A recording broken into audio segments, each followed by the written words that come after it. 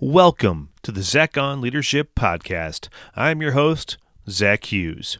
Today's episode is entitled The Meeting Cascade, a small tweak to improve communication speed and cross-team collaboration. Don't you love it when you find a small tweak that makes a big difference? That always feels like a win because so much of what we do requires tremendous effort and the benefits are not always realized.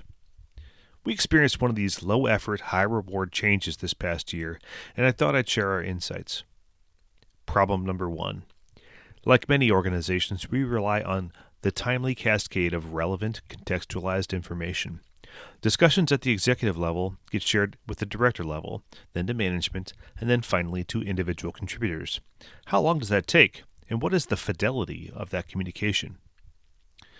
If the executives meet every Thursday, the directors on Wednesday, the managers on Tuesday, and the individual teams on Monday, that could create a 2.5-week delay in the information cascade. And that's assuming every group meets weekly, which they don't, and it assumes that no one along the chain forgot to communicate. They do. This results in information not being cascaded in a timely manner, if at all. When the information is urgent, leaders must schedule additional meetings to achieve the cascade effect because the regularly scheduled meetings aren't soon enough. Problem number 2. We want people to collaborate across teams to solve problems. When something comes up, teams from different groups try to find time to get together. Inevitably, someone says, "I cannot meet then. That's when my team meeting is, and I cannot skip it." That's actually a good response. I like it when people prioritize attending their team meetings. I even wrote an article about that. You can find a link to it in the show notes.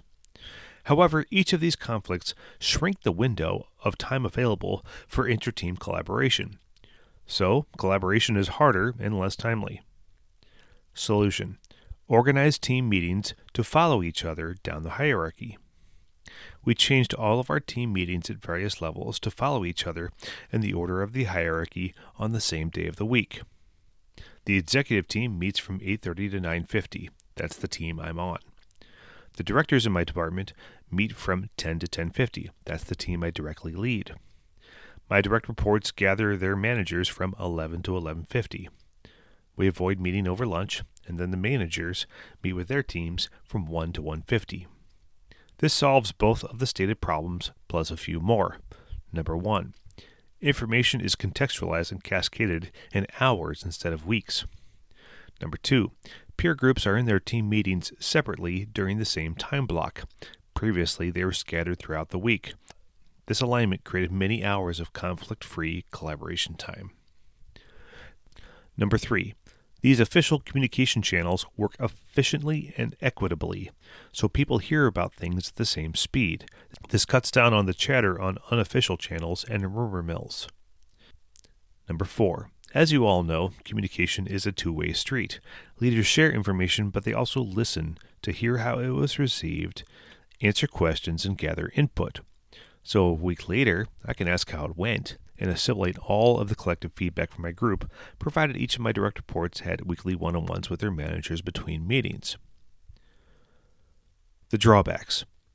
I started off this podcast episode by stating that this was a low-effort, high-reward change. Low effort doesn't mean zero effort. There are drawbacks and downsides.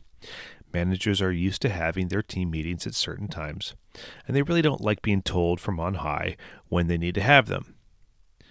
And they all most certainly had something else going on during the assigned time slot they were supposed to move their team meetings to, and therefore had to renegotiate those commitments.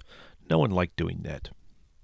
As you know, I'm all about empowerment, so I'm reluctant to dictate something like this, especially since it can appear capricious. However, after a healthy explanation, everyone bought into the idea and was quite happy with the results. Finally, I'd like to give credit to Dale Henninger for this idea. We were brainstorming ideas to reduce management workload and enhance opportunities for cross-team collaboration. Dale shared it at our team meeting. After a healthy discussion, we decided to give it a go. Dale later shared with me that he had proposed this idea at 2 other large companies and they never did it. I'm glad we did. That's all for this week's episode of the Zach on Leadership Podcast. Thanks for listening.